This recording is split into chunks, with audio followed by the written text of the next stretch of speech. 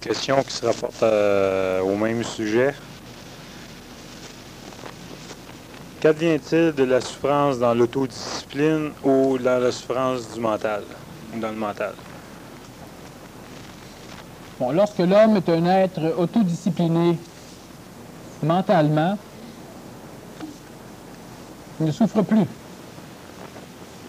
Lorsque l'homme a une tendance à essayer de s'autodiscipliner, comme tout à l'heure on l'a vu, lorsqu'il y a une lutte en lui, alors automatiquement l'homme souffre. Maintenant, il faut bien comprendre que l'homme qui souffre, c'est l'homme psychologique. Et on sait que l'homme psychologique souffre de toute façon. C'est pourquoi aussi les ajusteurs psychologiques, les autodisciplineurs psychologiques, tendent à enseigner à l'homme, à donner à l'homme les illusions de paix, de béatitude, de calme, de sérénité. Parce que cela tend à diminuer chez l'homme la souffrance psychologique temporairement. Et lorsque l'homme, parce que sachez bien que l'homme souffre psychologiquement à un degré proportionnel à l'évolution de son corps mental. Moins l'homme a un mental évolué, moins l'homme souffre. Et plus l'homme a un mental qui tend à être énergisé, plus l'homme souffre. Et ça, on le sait. Maintenant, l'autodisciplineur psychologique tend à enseigner à l'homme à fuir la souffrance et à se diriger vers les endroits de l'astral où il n'y aura pas de souffrance. Maintenant, dans la réalité des faits, au niveau de l'évolution humaine, l'homme doit se diriger vers les énergies mentales, vers les énergies supramentales, et ça, l'homme ne peut pas se diriger vers une énergie seulement avec son pif. L'énergie supramentale s'exprime par l'intermédiaire de la pensée. L'énergie du mental s'exprime par l'intermédiaire de la pensée. Et c'est par la pensée que l'homme se dirige. L'autodisciplineur, ou encore l'autodiscipline que l'homme va trouver, que l'homme va avoir, lorsque l'homme essaie d'analyser des mécanismes, des phénomènes, des choses, à partir de son cortex mental, lorsque l'homme trouve des choses, lorsque l'homme voit l'intelligence d'une situation, l'intelligence d'une action, et qu'il y a en lui une lutte, selon l'énergie que l'astral va opposer à l'application de l'action intelligente, l'homme aura une souffrance. Lorsque l'homme devient son seul maître, lorsque l'homme crée des mécanismes qui permettent à l'astral d'accepter facilement l'intelligence d'une situation ou d'une action, l'homme perd sa souffrance. Cela veut dire que la souffrance, on a déjà vu que c'était la lutte que va opposer une mémoire à sa transformation. C'est juste ça, la souffrance. Lorsque la mémoire physique oppose une lutte à sa transformation, il y a souffrance physique. Alors, lorsque l'on vous coupe, cela fait mal. La mémoire physique refuse d'être transformée, il y a souffrance. Lorsqu'on a une souffrance psychologique, c'est qu'on refuse la transformation de la mémoire psychologique. Et c'est normal, la mémoire, elle est là pour conserver. Et lorsqu'on veut transformer une mémoire, on détruit la mémoire, c'est souffrant. Lorsque l'homme oppose une mémoire à un mécanisme de l'intellect, à un mécanisme du corps mental, à un mécanisme qui apparemment est non mémoriel, mais qui sera mémorisé dans le corps astral, lorsque la mémoire s'oppose à ce genre de choses, parce que sachez bien que tout ce qui est neuf, tout ce qui vient du mental, tend à transformer une mémoire. Il y a donc souffrance. Sauf si le mental programme le corps astral, programme la psychologie de l'homme, de façon à ce que celui-ci souffre de ne rien connaître de neuf. C'est ce qui souvent va dynamiser une personne à apprendre, à vouloir connaître.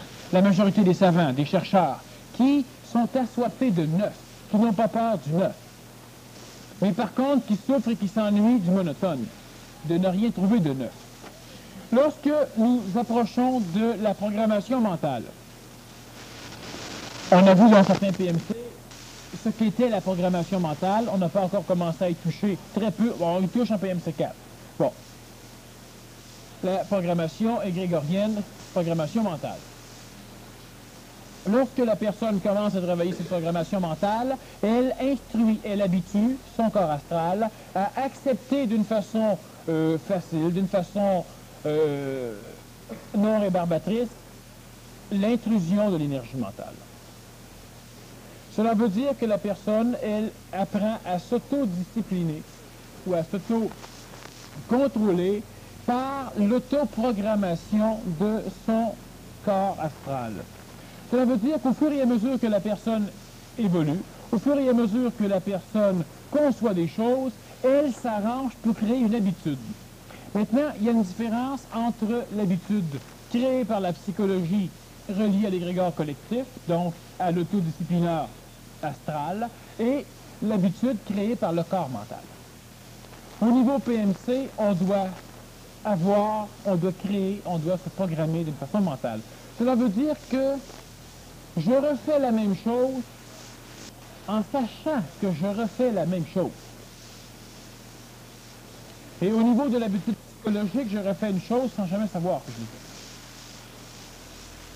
fait. Et c'est la différence entre une et l'autre. Lorsque nous prenons l'habitude de faire une chose, lorsque nous prenons l'habitude intelligente de répéter quelque chose, je le répète, mais je suis conscient que je refais. Donc, je ne répète pas, je fais. Mais pour la psychologie, il y a répétition. Et quel que soit l'ordre de répétition, pour la psychologie, lorsqu'il y a répétition, il y a automatiquement sécurité, même s'il y a souffrance.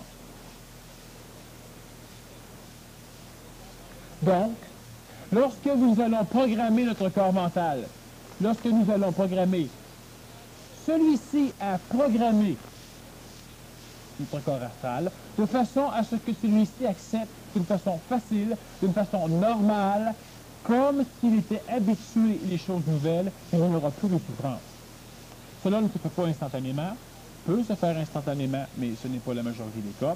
Et lorsque, en PMC4, nous allons commencer à travailler au niveau de la programmation mentale, au niveau de la création d'un programme mental, au niveau de la création d'égrégores mentaux, la souffrance psychologique ainsi que la souffrance mentale vont tendre à diminuer.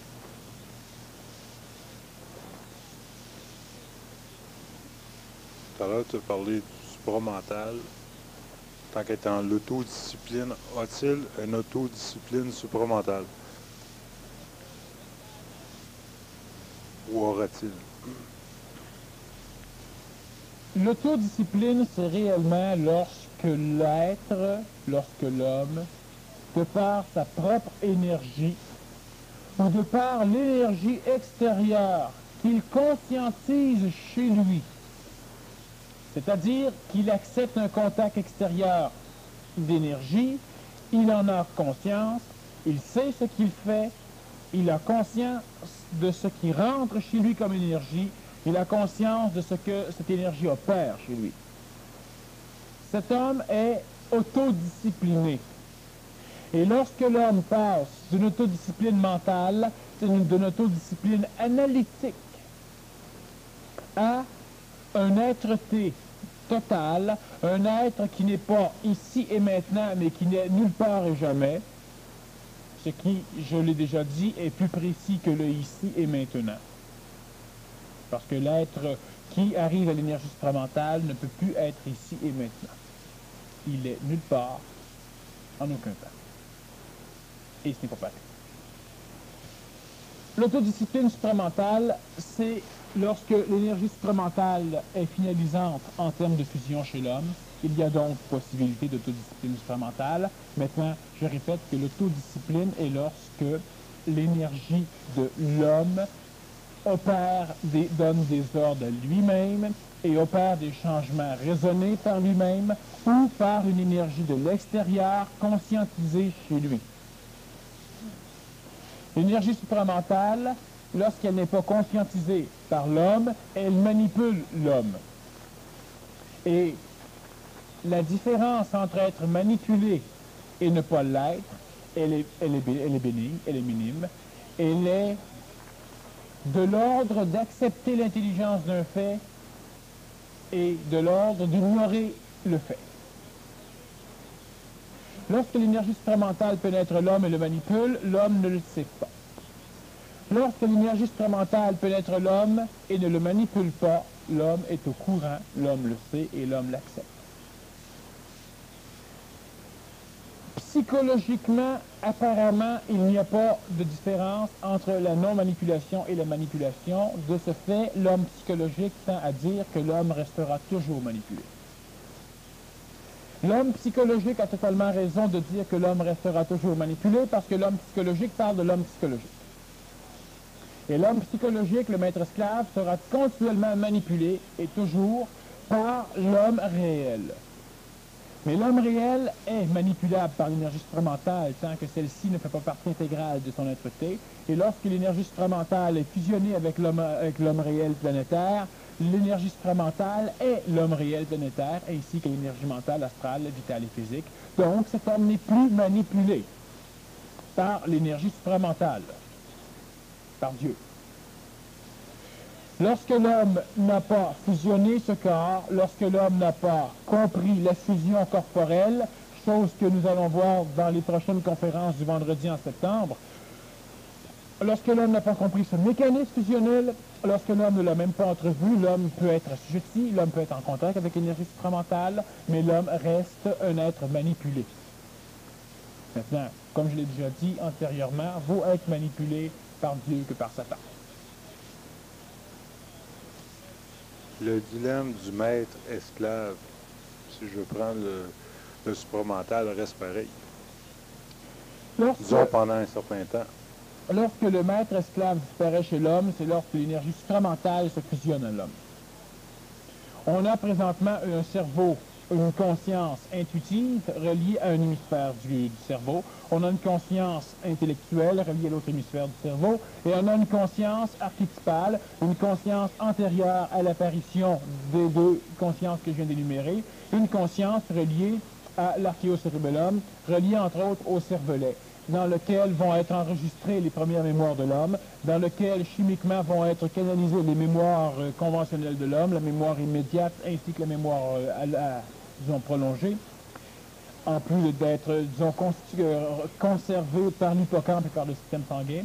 Et dans ce cerveau où va siéger l'ego, qu'est-ce qui relie l'homme disons, à l'esprit de groupe? C'est son cervelet. Et lorsque l'ego antérieur de l'homme est conservé à l'intérieur même du cervelet, lorsque ce genre de mécanisme énergétique entre en contact avec l'esprit de groupe, on a automatiquement une tendance à exprimer l'orgueil racial, l'orgueil national, l'orgueil spirituel, ces choses-là.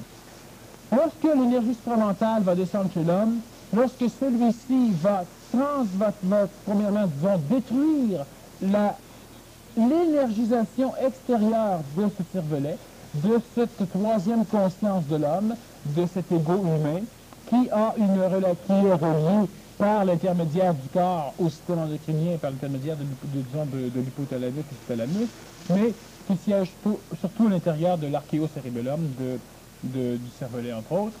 Lorsque l'énergie supramentale descend chez l'homme et qu'elle détruit la liaison entre le cervelet et les esprits de groupe, elle détruit en même temps l'ego humain. Elle crée une troisième conscience et cette troisième conscience sera ajoutée l'être intuitif, intellectuel, l'être esclave et l'être maître. Parce que l'esclave, est énormément chez l'homme relié à son cerveau intuitif. Et le maître est extrêmement relié à son cerveau intellectuel. Et lorsque l'énergie supramentale va descendre, il travaillera en collaboration avec ces deux phénomènes. Et le maître esclave disparaît automatiquement lorsque tu as de l'énergie supramentale fusionnée à l'homme évoluant. Donc le maître esclave n'existe plus sur le compte de Saint-Germain, n'existe plus dans le code du Nazaréen, n'existe plus dans le code Merlin, par contre existe dans tous les maîtres que nous avons ici. Comme le maître esclave existe dans plusieurs maîtres de second ordre qui vivent au centre de la Terre, ou qui vivent sur les bourses de la Garta ou de Shambhala. Toutes les consciences, si tu parles de conscience de mémoire ou la conscience du groupe qui est dans le cervelet, on pourrait appeler ça le premier cerveau physique. Le deuxième cerveau physique, c'est en ce moment la partie qui joue entre l'intuitif et l'intellect. Le deuxième cerveau physique pourrait surtout être présentement un des deux hémisphères. Un des deux hémisphères. Okay, parce que si je prends le cervelet, on sait qu'il est composé de Trois parties. parties. En ce moment, notre cerveau est composé de trois parties.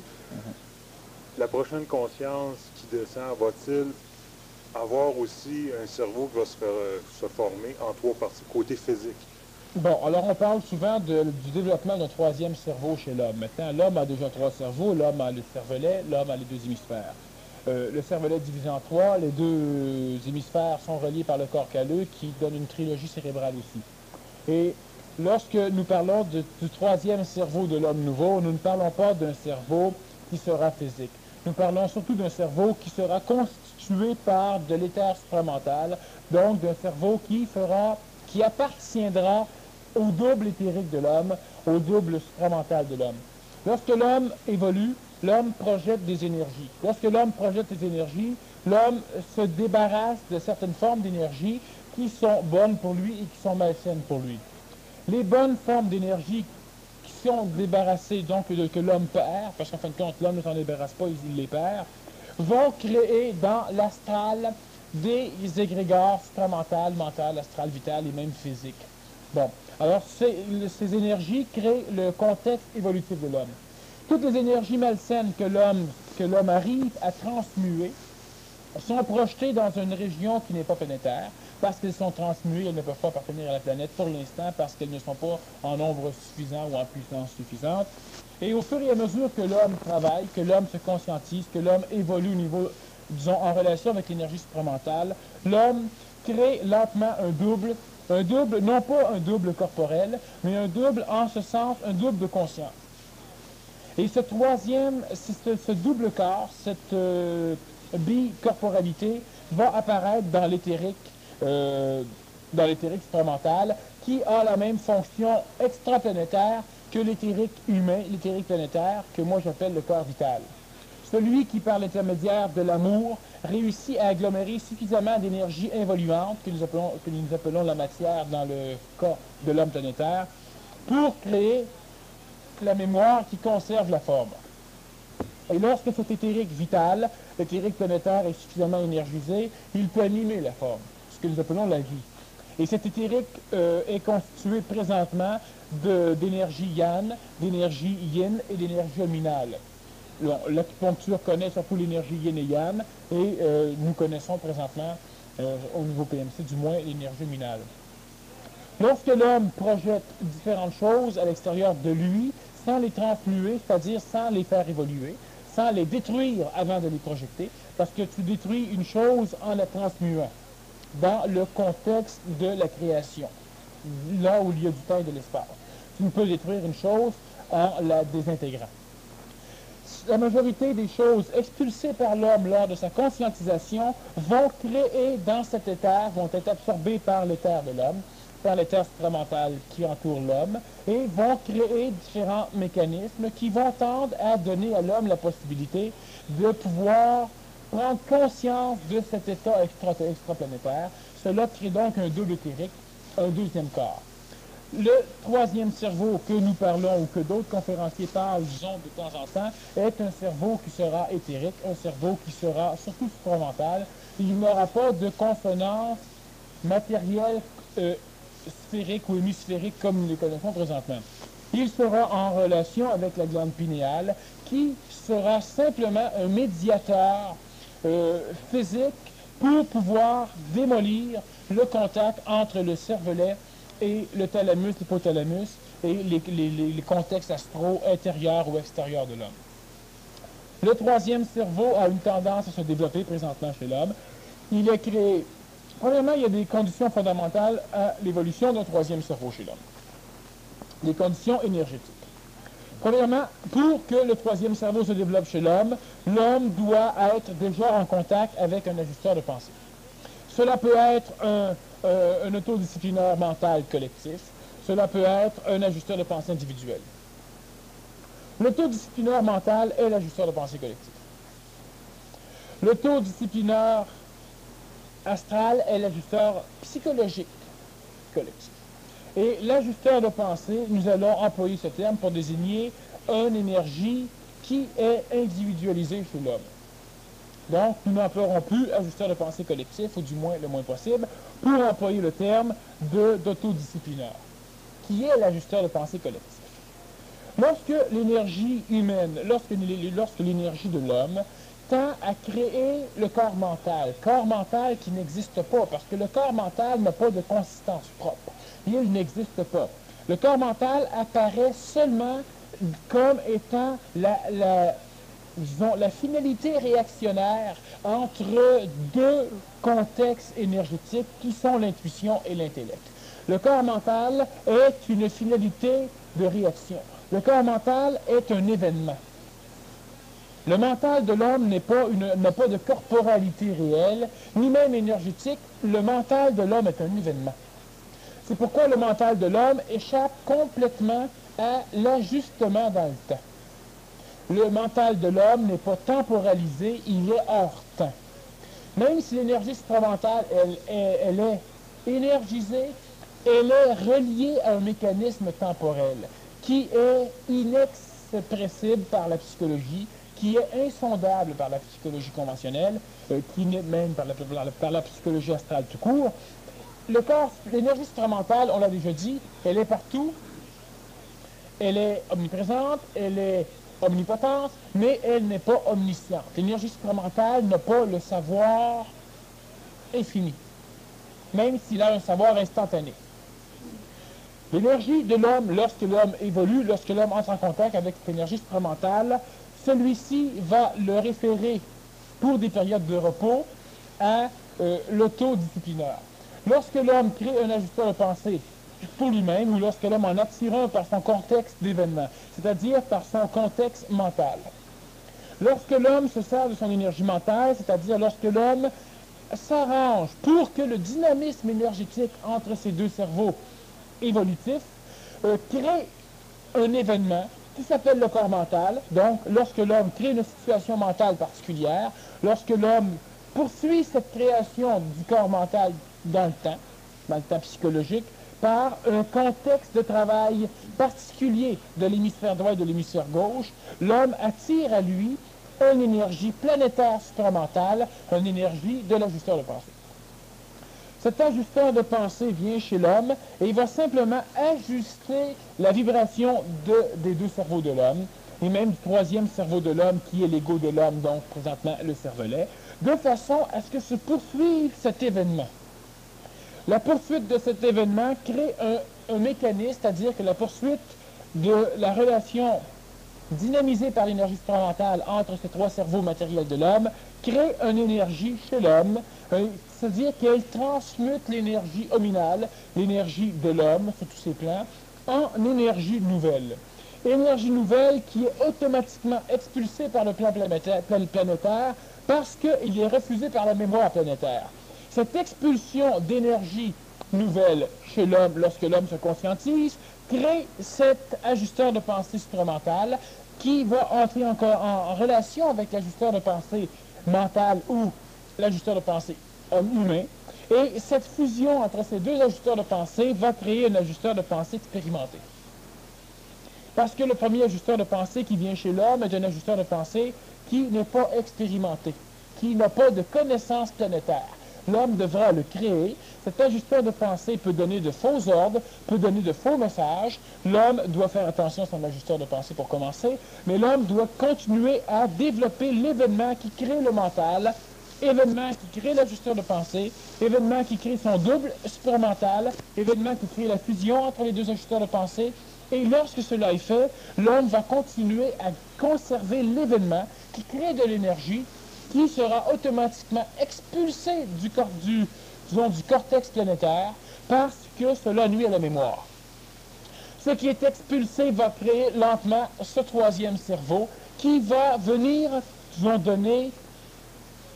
supporter l'évolution déjà conscientisante de l'événement mental, de l'événement humain. Et l'événement est toujours une chose qui est instantanée. Ce n'est jamais conservable dans le temps. Et lorsque l'homme aura développé cet ajusteur de pensée par les mécanismes que je viens d'énumérer, il a ce qu'il faut pour créer ce troisième cerveau. Le troisième cerveau va être la naissance de l'homme supramental, de l'homme dans les sphères supramentales, c'est-à-dire de l'homme extraterrestre planétaire. Et lorsque l'homme aura une conscience suffisamment énergisée dans sa plan planétaire, lorsque la planète expulsera suffisamment d'énergie nouvelle pour créer un double éthérique, l'homme aura l'avantage et la possibilité d'explorer la matière dans son corps physique et de connaître en même temps, d'avoir la possibilité de connaître la mémoire galactique, ce que nous appelons l'astral galactique, ce que nous appelons l'énergie supramentale. De ce fait, l'homme connaît instantanément ce qui se passe sur la planète partout où la planète elle est. Il connaît en même temps tout ce qui se passe dans l'univers, donc cosmiquement, il peut commencer à expliquer les mécanismes planétaires, non pas parce qu'il les a appris, parce qu'il les voit, parce qu'il les sent, parce qu'il les vit, parce qu'il est en même temps qu'eux. Et lorsque cela se fait, l'homme continue à évoluer, se conscientiser, ce qui crée de plus en plus un double éthérique. Et l'homme aura à un moment donné un corps de lumière. Ce double éthérique entrera en contact avec le double planétaire, donc l'homme, et cet homme sera suffisamment énergisé par son double éthérique qui aura été créé par l'expulsion mémorielle du cortex planétaire, que l'homme verra son corps physique augmenter en vibration jusqu'à un point tel où cet être sera un être qui apparaîtra comme un être lumineux sur le plan planétaire, simplement parce que toute l'énergie vitale placée dans la molécule physique sera suffisamment énergisée pour expulser continuellement de l'homme tout ce qui est impur chez l'homme, ce qui apparaîtra comme étant un phénomène lumineux pour les autres. On aura donc un être de lumière qui est un être pur, qui se purifie continuellement et qui aura une corporalité lumineuse pendant un laps de temps plus ou moins long, selon le temps dans lequel cet homme arrive à cet état. C'est-à-dire que si tu arrives à cet état immédiatement, tu auras un temps lumineux long. Si tu arrives à cet état dans 200 ans, tu auras un temps lumineux court parce que tu auras une facilité planétaire d'évolution.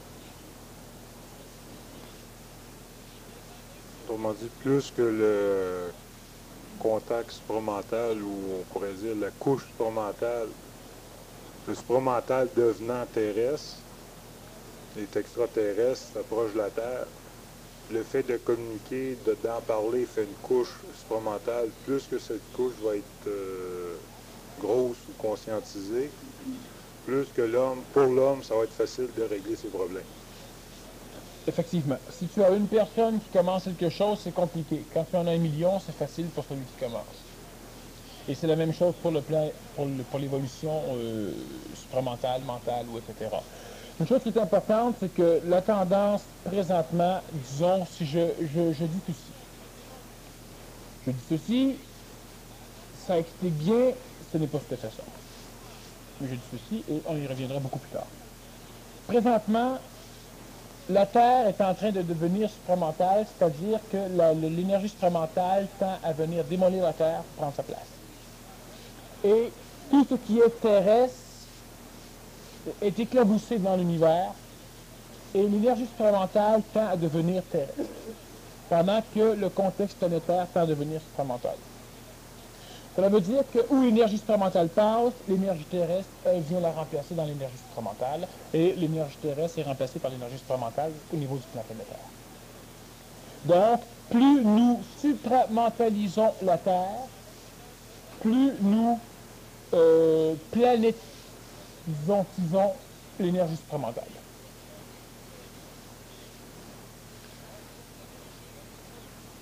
En mots plus simples, c'est plus qu'on a le supramental, plus que le supramental peut connaître la planète. C'est pas tout à fait ça.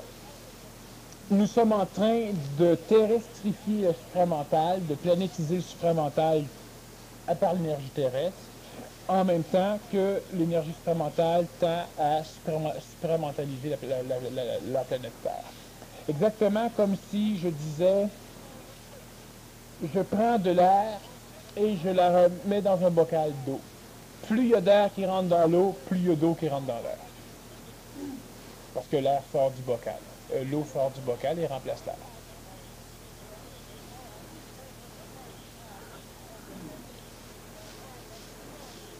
Pour arriver à ça, on a quand on parle d'augmenter l'énergie de notre vital pour arriver à un certain niveau. Tout à l'heure, tu parlais d'utiliser le minimum d'énergie. Donc, quelqu'un d'intelligent, l'intelligence fait qu'on va utiliser le minimum d'énergie. Mais ça veut dire qu'utiliser le minimum d'énergie, qu'il faut accumuler. Bon. Lorsque nous parlons d'accumuler, nous parlons dans le domaine de la matière. Dans l'énergie supramentale, tu n'accumules pas. Dans l'énergie mentale, tu n'accumules pas. Pour avoir de l'énergie mentale, tu dois faire travailler et tu dois donc accumuler de l'énergie astrale, de l'énergie vitale et de l'énergie physique pour que tu aies deux consciences intuitives et intellectuelles et avec ta troisième, l'ego, qui puissent créer l'événement mental pour pouvoir attirer l'événement supramental. Mais tu ne peux pas, quand je parle d'économiser l'énergie, cela veut dire que tu essaies de donner le moins possible d'énergie à la matière.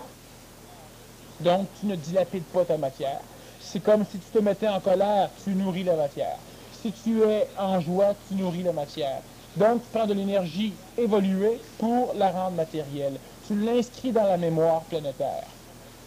Et moins tu vas inscrire d'événements et de choses dans la mémoire planétaire, moins tu vas dilapider ton énergie. Cela ne regarde pas encore l'homme conventionnel ou l'homme même conscientisant. Ça regarde l'initié, au plus haut point. Celui qui pourra réellement ne rien faire. Et que de cette façon, il fera. Lorsque tu accumules de l'énergie, tu accumules de l'énergie au niveau vital, astral et au niveau physique. Là où il y a de la mémoire, mais tu ne peux pas accumuler de l'énergie dans l'événement mental. Par contre, plus tu as d'énergie mémorielle, plus tu peux créer un intellect puissant, plus tu peux créer un mental puissant, un événement énergisé puissamment.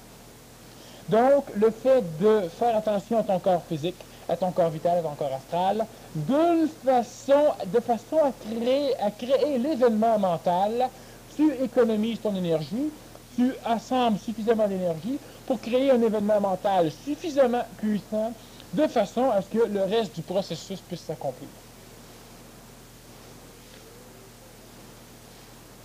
Le fait d'économiser, tu as une accumulation.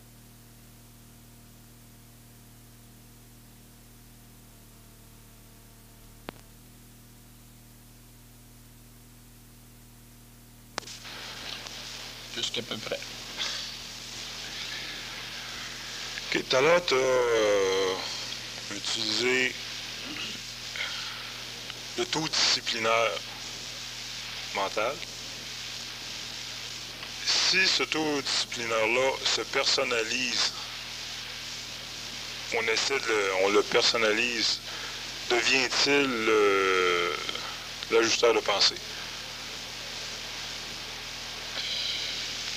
Non. L'autodisciplinaire personnalisé devient une farce astrale. L'ajusteur de pensée ne doit pas être personnalisé ou personnifié par l'homme. Parce que s'il est personnifié par l'homme ou personnalisé par l'homme, c'est l'homme psychologique qui essaie de définir les paramètres de l'autodisciplinaire. Et les paramètres, les limites, la forme, ce que c'est que l'ajusteur de pensée va apparaître seulement lorsque le mental, l'événement mental existera suffisamment pour devenir suffisamment conséquentiel pour être lui-même l'ajusteur planétaire. Cet événement va créer des énergies expulsées qui vont créer l'ajusteur supramental et ces deux vont se fusionner pour créer un ajusteur qui sera expérimenté. Il aura l'expérience planétaire. Bon. Si tu prends l'autodisciplinaire, tu le personnifies ou le personnalises, tu l'appelles, tu lui donnes un nom, tu en fais un égrégore qui sera assujetti à ta manipulation ou qui pourra te manipuler. Ce qui n'est pas le rôle de l'autodisciplinaire. Donc, tu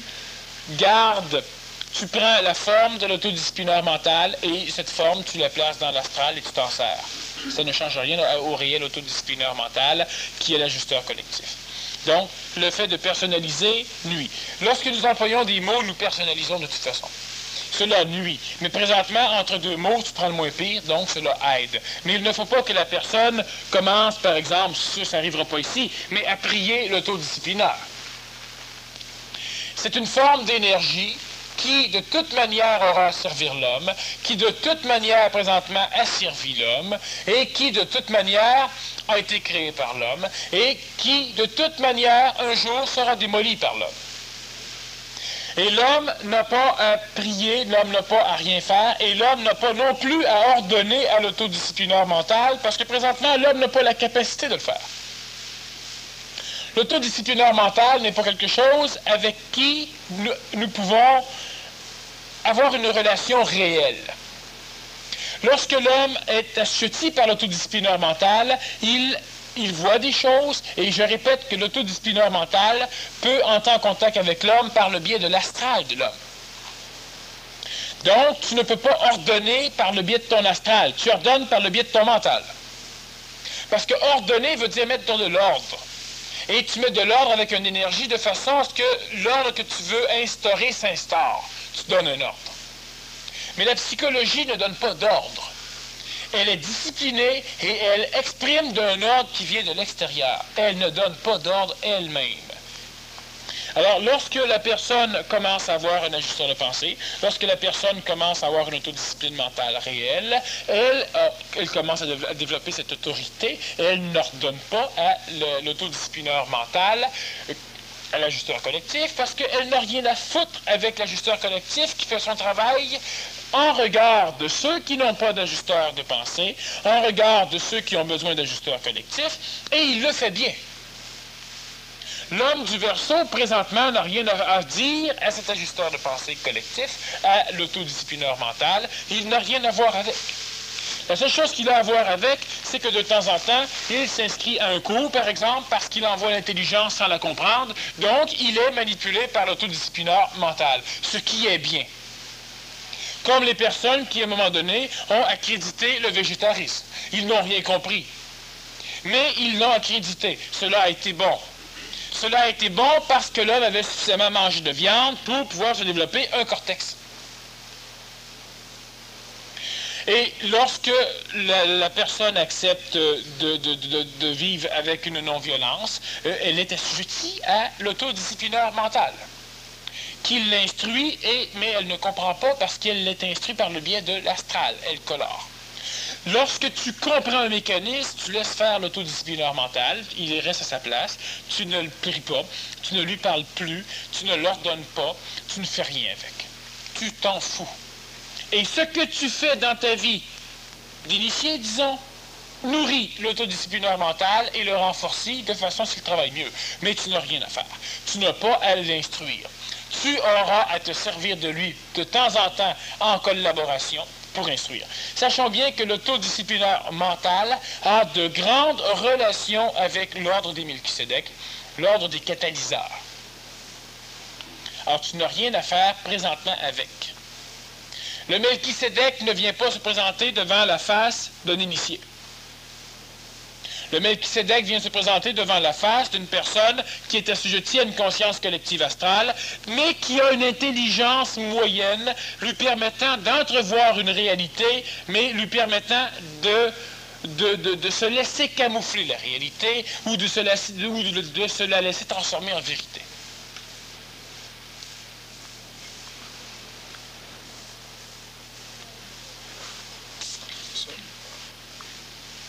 J'ai quelques questions ici sur l'autodiscipline. Qu'advient-il de l'erreur pour l'autodiscipline? Qu'advient-il de l'erreur? De l'erreur pour l'autodiscipline. L'erreur, on l'a déjà vu, n'existe pas. Pour l'autodiscipline, l'erreur n'existe toujours pas. Pour l'autodisciplinaire, l'erreur n'existe pas non plus. L'erreur, c'est une farce. L'erreur, c'est une farce psychologique. Lorsqu'une personne pense qu'elle fait une erreur, c'est qu'elle a l'idée qu'elle aurait dû faire autre chose. Et je répète que l'homme fait ce qu'il fait. Et on peut même dire que l'homme fait ce qu'il peut.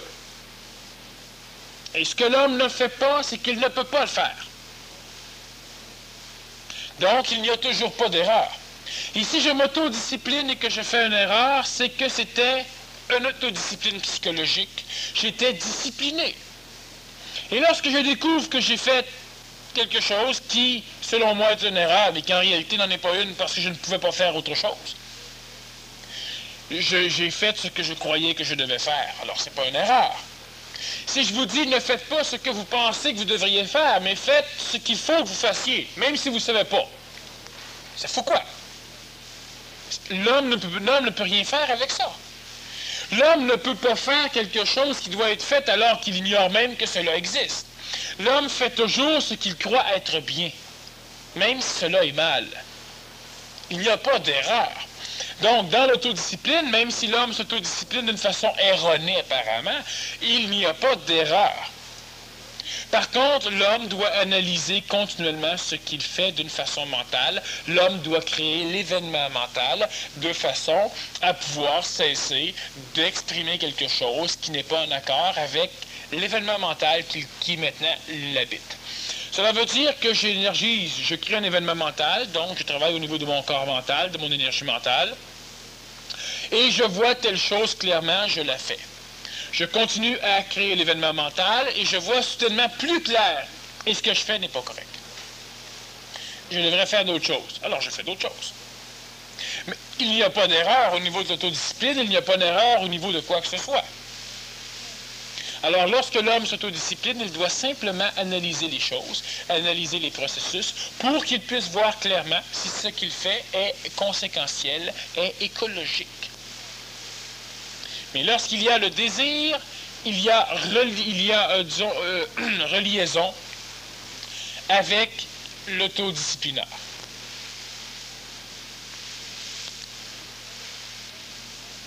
Ce qui amène que pour que l'homme puisse vraiment avoir clair, c'est qu'il ait le plus de données possible au mental, et qu'il puisse travailler pour pouvoir, disons, voir vraiment clair plus loin, sans que la personne s'imagine qu'à chaque fois qu'elle voit plus loin, tout d'un coup, c'est une erreur avant.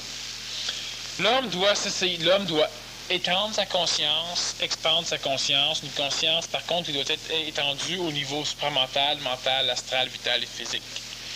La majorité des contextes évolutifs font que l'homme étend sa conscience seulement au niveau du plan astral, là où il y a l'erreur. Alors évidemment, de cette façon, l'homme évolue. Mais lorsque l'homme étend sa conscience, parce que l'erreur, il n'y en a que dans le plan de l'astral. Il n'y a pas d'erreur physique, il n'y a pas d'erreur de mensonge. Quand je parle d'erreur, il n'y a pas de mensonge vital, il n'y a que du mensonge astral, il n'y a pas de mensonge mental. Par contre, présentement, l'astral dynamisant le physique, le vital et le mental, bien évidemment, tout est croche partout. L'homme doit étendre sa conscience, non pas dans l'astral pour connaître le physique, c'est ce qu'il fait. L'homme doit étendre sa conscience, non pas dans l'astral pour connaître le mental, c'est ce qu'il fait. Lorsque l'homme sera mental, ben, l'homme a peur de ne plus avoir d'émotion, parce que l'homme veut connaître le mental à partir du plan psychologique. Lorsque l'homme se met en condition, l'homme pense qu'il va être plus beau, ou l'homme pense plusieurs choses, ou la femme se maquille parce qu'elle pense plusieurs choses. Donc, elle essaie de connaître le plan physique par l'intermédiaire du plan psychologique, ce qui est une aberration. L'homme doit étendre sa conscience dans le plan physique, dans le plan vital, dans le plan astral, oui, mais encore, c'est réellement pas nécessaire. Dans le plan mental, oui. L'homme doit étendre sa conscience dans ses plans. Automatiquement, il aura une conscience nouvelle, il aura une conscience supramentale extraplanétaire, et l'homme aura une conscience évolutive. Présentement, l'homme a une conscience évolutive, parce que l'homme se sert du mécanisme de l'erreur. L'homme prend de fausses données pour analyser le reste. Et l'homme s'imagine qu'à travers ces fausses données, il connaîtra. Mais l'homme ne connaît rien, l'homme ne fait que d'accumuler, l'homme n'accumule que de faux outils, de fausses données. Alors, ce qui fait que lorsque l'homme augmente son niveau conscientisant, lorsque l'homme augmente l'événement mental, et l'événement mental, c'est quelque chose qui est extrêmement important à développer, lorsqu'on parle du corps mental, c'est la même chose. On l'a personnalisé un peu. Sauf qu'on doit maintenant commencer à entrevoir par de nouveaux mots ce qu'est le corps mental. Et c'est un événement mental.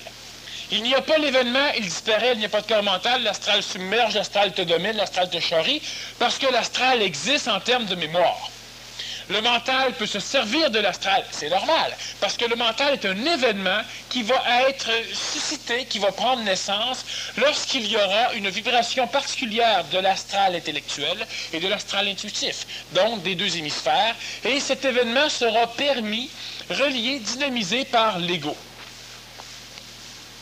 Donc, il y a l'événement mental qui apparaît. Et lorsque l'homme développe cet événement mental, la compréhension de l'événement mental, qui n'est pas un corps mental, il se rapproche de la conscience mentale. Parce que juste le fait d'être capable de discerner, de voir la différence entre le corps mental et l'événement mental, de pouvoir parler d'événement mental et non plus de mental, et non plus de corps mental, c'est de voir réellement, c'est d'avoir une conscience qui est un peu plus mentale. Cela va venir, mais il est temps qu'on aborde, mais qu'on prenne maintenant un nouveau terme pour parler du corps mental, et on va parler d'événement mental, parce que c'est beaucoup plus proche en terminologie que le corps mental. Peux-tu expliquer c'est quoi l'événement mental, mais hors temps? Un événement est toujours hors temps, seule la mémoire de l'événement est temporelle. L'événement est hors temps, il y a juste la trace. Quand tu marches dans le sable, ton pied est dans le sable, tu lèves ton pied et le vent emporte le sable. La trace existe que dans l'événement, elle n'existe pas autrement. C'est le mental de l'homme. C'est du sable balayé par le vent. Lorsque l'astral l'incruste, c'est comme si tu marches dans du ciment. Et avant que l'érosion ait ôté tout le ciment qu'il y a dessus pour l'amener au fond de ta trace et que la trace disparaisse, cela prend du temps. Mais le temps tue. Le temps n'existe pas, même si le temps se permet existence. Ce qui fait que n'existant pas tout en existant, le temps finit quand même par altérer tout ce qu'il conserve. La mémoire est altérée, la matière est altérée, l'espace est altéré, tout est altéré. Parce que l'espace est altéré. Parce qu'aujourd'hui, on voyage d'une place à une autre dans un temps différent parce que l'espace a été réduit. Même si, intellectuellement, l'espace reste le même, l'espace est relié à la vitesse que tu prends pour te déplacer dessus. Le temps altère tout. Parce que le temps n'existe pas, même s'il se permet l'existence. Et on va revenir sur le mécanisme, disons, de ce temps à un moment donné. Ça sort un peu du sujet aujourd'hui. Lorsque l'événement mental apparaît, il est un événement. Et l'événement ne peut pas être temporisé. L'événement qui retient la mémoire, l'événement qui laisse une trace, est l'interprétation de l'événement. Ce n'est pas l'événement. Ma parole sur une cassette n'est pas ma parole. C'est la parole de la cassette. C'est la parole de la trace de la cassette. Mais en plus, c'est la parole de la trace de l'électricité du fil du micro sur la cassette. Et en plus, c'est la trace de l'onde sonore amenée au micro sur la cassette. Et en plus, c'est la trace de l'onde sonore de la cassette aller jusqu'à l'oreille de celui qui entend. Et on dit c'est la même chose. Ce n'est pas la même chose. L'événement mental, l'énergie mentale, tu ne peux pas mentalement vaincre l'astral à jamais parce que l'astral reste, tandis que le mental n'a pas existé. Donc, tu dois continuellement être dans un événement mental, donc être mental pour pouvoir diriger ou dominer l'astral, parce que l'astral est mémoriel, l'astral reste. Lorsque l'homme sera suffisamment énergisé de façon à ne plus enregistrer ce qui se passe, l'homme n'aura plus de mémoire, l'homme sera réellement dans l'état de nulle part et jamais. Dans l'événement mental hors temps, l'événement mental, ça. L'événement mental, où est-ce que tu amènes l'homme à être complètement ailleurs et tout le temps, là? Tu peux-tu... Il part jamais? Ouais, il part jamais, ouais. Perdu, quoi. Tu peux-tu faire fonctionner ton physique en même temps? Oui, parce que l'homme va développer cette bilocation conscience. C'est-à-dire que l'homme aura conscience de ce phénomène intemporel et en même temps, l'homme expérimentera la matière dans un phénomène temporel. De ce fait, l'homme va travailler avec la matière, avec une vision cosmique de ce que la matière fait. Et l'homme aura, pour avoir cette vision, en même temps, un travail à faire au niveau du plan supramental ou encore au niveau du plan extraplanétaire, au niveau du plan extratemporel. Donc, pendant un grand laps de temps, tant que cela est nécessaire, tant que l'ajusteur de pensée a besoin d'expérimentation, tant que l'énergie supramentale a besoin de connaître le plan planétaire au niveau matériel, l'homme garde un corps physique. Le corps physique de l'homme sera un corps physique comme l'homme en a jamais eu. Maintenant, ce qui d'ailleurs amène plusieurs personnes à dire que lorsque je serai supramental, je ne serai plus malade, j'aurai un corps physique en pleine forme, je n'aurai pas besoin d'exercice. Alors tous ceux qui présentement travaillent avec leur corps physique pour le monter sont des imbéciles qui perdent leur temps parce qu'une fois qu'ils seront connectés à l'énergie supramentale, tout ça ils l'auront. Quel que soit leur niveau. C'est vrai, ils ont totalement raison.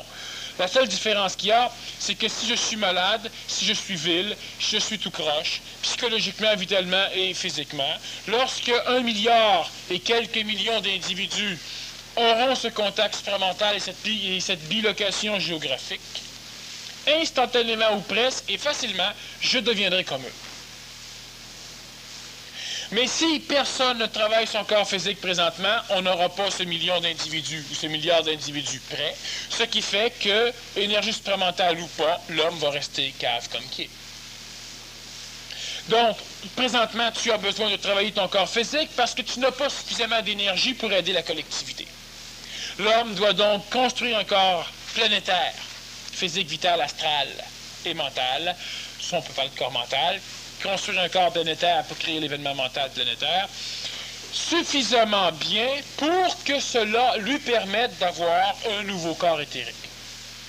Parce que l'homme n'aura pas un deuxième corps tant qu'il n'en a pas un qui va être en santé ou qui va être correct. Et lorsque l'homme a ce deuxième corps, l'homme se sert toujours de son corps physique parce que l'homme en a besoin pour incruster dans la matière, pour enseigner la matière, pour enseigner l'astral. L'homme a besoin d'un corps matériel pour pouvoir créer des événements dans le contexte évolutif mémoriel planétaire. Lorsque ce que l'homme a à faire n'est plus instructif pour le plan planétaire, l'homme récupère ses énergies, le corps physique disparaît et l'homme s'en va aussi. En mots plus simples, c'est que si je prends un exemple plus terre à terre, là. Exemple de la TV, si je n'ai pas mon antenne, ça ne me sera pas grand-chose. Autrement dit, tant que je prépare pas une bonne TV... Ton écran est sale, tu lui manques, tes boutons sont échappés en dessous de ton divan, tu n'arrives pas à tourner tes postes convenablement, ton antenne est tout croche, c'est un support qui est là, avec un manteau dessus parce qu'il te manque du support. Mais là, évidemment, la réception est mauvaise, il n'y a rien qui fonctionne. Et c'est sûr que si à un moment donné, on dirait... Prenons un exemple encore plus facile. Je n'ai pas de bons moyens d'instruction. Je dois faire venir le monde dans une école. Je dois les faire travailler et les faire écrire sur le plancher. Puis c'est compliqué parce qu'on n'a pas de tableau, on doit graver. Mais je crée la science. Et toi, tu peux dire, oui, mais tu sais, un jour, la science va être partout sur la planète. Alors, je resterai chez moi avec un ordinateur et j'aurai tout. C'est vrai. Alors, pourquoi s'évertuer à graver le sol? Pourquoi ne pas attendre que le papier soit inventé? Mais c'est ça, c'est que si personne grave sur le sol, si personne s'évertue à travailler comme ça, on n'inventera pas le papier, on n'inventera pas l'ordinateur, on n'inventera pas la facilité d'éducation, et on n'aura rien. Et donc, il nous faut des personnes qui présentement travaillent. Et la personne qui est paresseuse, elle peut paresser, va paresser encore 200, 300 ou 400 ans, et après ça, elle sera sauvée, si on peut dire sauvée. Et elle sera amenée à la conscience supramentale. Veut pas. Sauf qu'en attendant, c'est que si tous les individus décident d'attendre, ben on va attendre quelques 3 ou 4 millions d'années. Bon. Maintenant, l'individu n'attendra pas, tous les individus n'attendront pas parce que certains sont déjà manipulés par l'autodisciplinaire mental, donc l'ajusteur collectif, et certains autres ont maintenant suffisamment d'évolution pour commencer à avoir créé cet ajusteur de pensée, donc ils peuvent commencer à communiquer avec l'ajusteur de pensée, avec le leur. Parce qu'on crée le nôtre en communiquant avec le nôtre.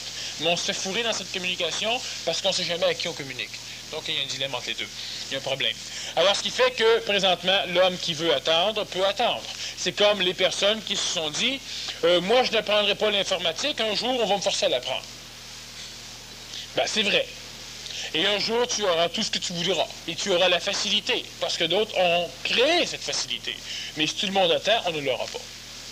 Alors, lorsqu'on aura suffisamment créé d'êtres humains, d'hommes nouveaux, pour que l'énergie supramentale baigne la planète de façon à ce qu'elle facilite l'évolution de tout le monde, et bien évidemment, l'évolution sera facile. Présentement, l'évolution se doit d'être facile, mais pas de la même façon. Ce n'est pas une évolution, c'est que la personne, même si elle fuit l'énergie supramentale, elle se fait récupérer par l'énergie supramentale. Présentement, même si tu fuis l'énergie astrale, tu te fais récupérer par l'énergie astrale. Alors, il y a donc un travail qui doit être fait absolument. Dans l'autodiscipline, comment l'homme intervient-il sur les autres hommes et dans son environnement? Je ne parlerai pas présentement de l'autodiscipline ou de l'intervention de l'homme par rapport à l'extérieur parce que les consciences astrales sont encore trop puissantes chez l'homme. Donc, si j'explique, cela pourrait amener certaines consciences psychologiques à se faire leurrer, à se prendre au sérieux, à croire qu'ils sont ajustés et ils pourraient commencer à dominer les autres.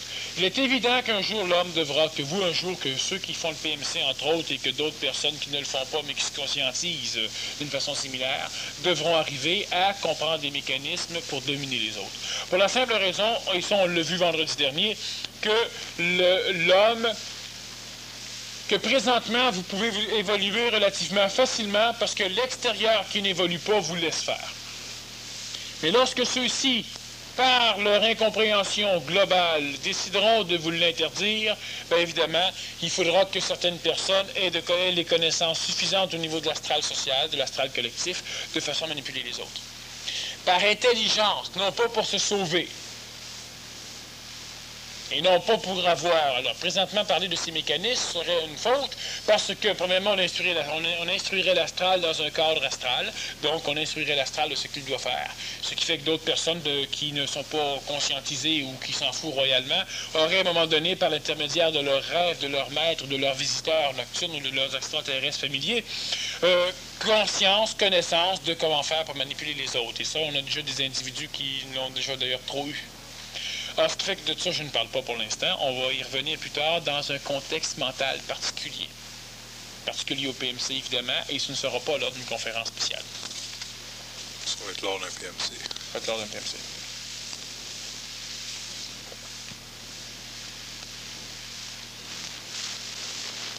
Il te reste 5 minutes. Ouais, un gros 5 minutes.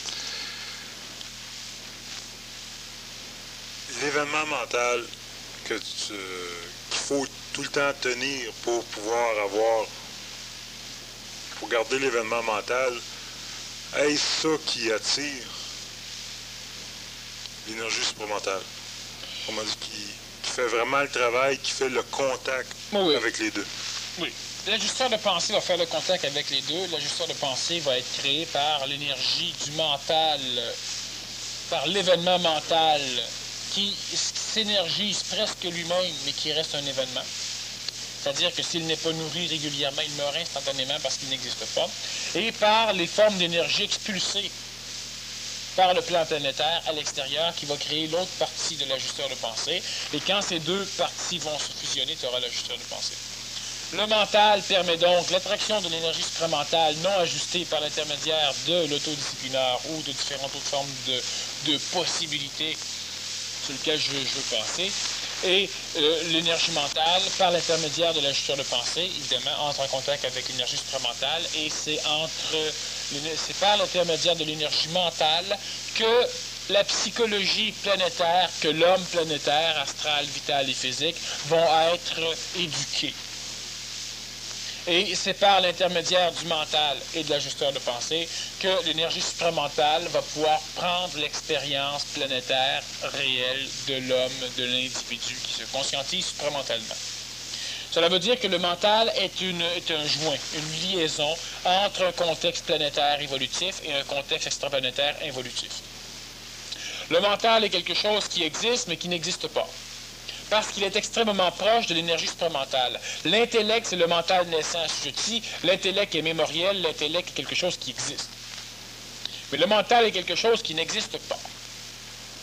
mais qui est là, quand il est là. Le mental ne s'en va pas. Le mental ne vient pas.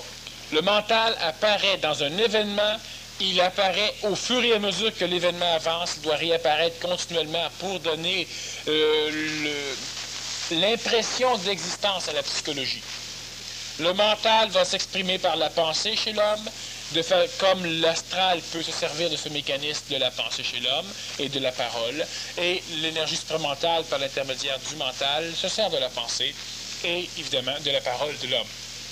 Alors on a déjà vu que la pensée de l'homme était ce qui permettait, était l'instructeur, était le mécanisme d'instruction que l'énergie mentale pouvait employer pour instruire la psychologie de l'homme.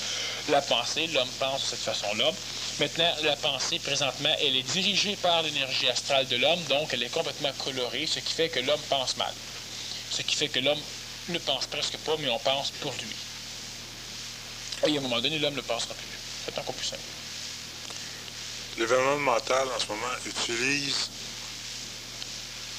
les mémoires, utilise l'astral, qui, en tant que tel, sont des mémoires colorées. Doit travailler avec ces données-là, autrement dit, s'apercevoir qu'il y a certaines colorations, s'apercevoir qu'il y a certaines choses qui sont vraies. Quand le supramental rentre cette énergie-là, le mental doit-il faire la même chose? A-t-il aussi une coloration au niveau du supramental? Non, le mental n'a pas de coloration supramentale. Le mental reçoit l'énergie telle qu'elle, elle est exprimée, elle est colorée par l'intermédiaire de la pensée pour pouvoir instruire la psychologie astrale sans que celle-ci n'en meure. Sans que celle-ci... Parce que la mort psychologique, c'est un suicide psychologique. Lorsque l'astral décide de se suicider, l'astral en meurt. Et c'est le problème, l'homme a besoin de l'astral. C'est pourquoi l'énergie supramentale doit être ajustée par l'intermédiaire du mental qui connaît l'astral, parce que le mental connaît l'astral. Le mental, c'est un événement créé par l'astral. Donc, il connaît tous les mécanismes de l'événement, les mécanismes mémoriels, les mécanismes de l'expression, les mécanismes d'attitude de l'astral, parce qu'il est l'enfant de tout cela. Et tant que cela existe dans une certaine condition très particulière, c'est ce que l'énergie supramentale va aller toucher, la condition particulière de l'astral. Elle ne peut pas toucher l'astral d'hier ni l'astral de demain, elle touche l'astral immédiat. L'astral immédiat crée le mental immédiat, qui est l'événement. Et cet événement sert de jaugeage à l'énergie supramentale. C'est pourquoi cet événement devient à un moment donné l'ajusteur de pensée, le mental. Une partie du mental reste l'événement, une partie du mental devient l'ajusteur de pensée, relié à l'énergie supramentale. Et celui-ci s'ajuste selon l'événement mental, qu'il ne peut pas détruire. L'événement mental ne peut pas se suicider. Il n'existe pas. N'existant pas et étant l'enfant, étant le reflet parfait de la condition psychologique sous tous ses plans dans l'instant présent, ce qui ne peut pas être trouvé dans le plan psychologique. Il n'y a pas d'instant présent dans le plan psychologique, il y a un instant mémoriel. Donc, l'énergie supramentale s'ajuste à l'énergie mentale, qui est le reflet de l'instant présent psychologique, et pénètre dans l'instant présent psychologique, instruisant à l'instant présent psychologique. Celui-ci en fait du passé, donc en fait une instruction réelle, mémorisée par la pensée. Alors, c'est pourquoi le mental a une importance extraordinaire et que le mental n'apparaît que s'il y a un contexte astral. Le mental va être remplacé à un moment donné, l'astral va être remplacé, tout cela va être transmuté. Mais lors de la fusion globale des corps de l'homme. Mais pour l'instant, ce n'est pas le cas. Alors donc, le mental n'existant pas, n'existant que dans l'événement, que dans un instant inexistentiel, il est le reflet authentique de la condition immédiate de l'astral, condition qui ne peut même pas être connue par l'astral. L'astral ne connaît qu'une condition temporalisée dans sa mémoire. Il ne se connaît pas tel qu'il est, il se connaît tel qu'il a été. Donc, il ne peut pas ajuster, et l'énergie supramentale, si elle se réfère à l'astral, elle va être bernée. L'énergie supramentale ne vient pas voir l'astral parce que l'astral existe à partir du moment même où l'instantanéité cesse d'exister et où le passé commence. L'énergie supramentale n'existe que dans l'instantanéité. Alors il doit y avoir un joint entre ce qui est passé, inexistentiel, et ce qui est inexistant, présent. Il doit y avoir un joint, les deux ne peuvent pas se toucher. Mais l'inexistant du passé crée une condition dans le présent qui est le mental. Et cette condition selon la puissance qu'elle a, elle pourra servir de tampon entre l'énergie supramentale et l'énergie de l'astral. Maintenant, cette existence étant manipulable par le plan psychologique, parce que le plan psychologique a toujours manipulé le mental de l'homme, parce que le mental de l'homme est la condition reflet de la condition astrale. Donc, il l'a toujours manipulé. Et elle doit lentement développer une mémoire tampon, une mémoire mentale, qui va servir à créer l'ajusteur de pensée, de façon à ce que même si la condition apparente de l'astral se transforme, que la mémoire tampon mentale conserve quand même l'ensemble de ce que l'astral exprime dans le présent, de façon à ce que l'énergie supramentale puisse être ajustée et venir zigouiller le plan astral de l'homme, c'est-à-dire venir l'instruire à découvrir que lui-même n'existe pas selon la conception qu'il se fait de lui. Ce qui fait que plus qu'on a de contact supramental, plus qu'on utilise le supramental, plus qu'on a de chances d'en recevoir du moins coloré. C'est-à-dire que le mental est moins coupé. On va revenir à cette question lors de la troisième partie. OK. Break de 15 minutes.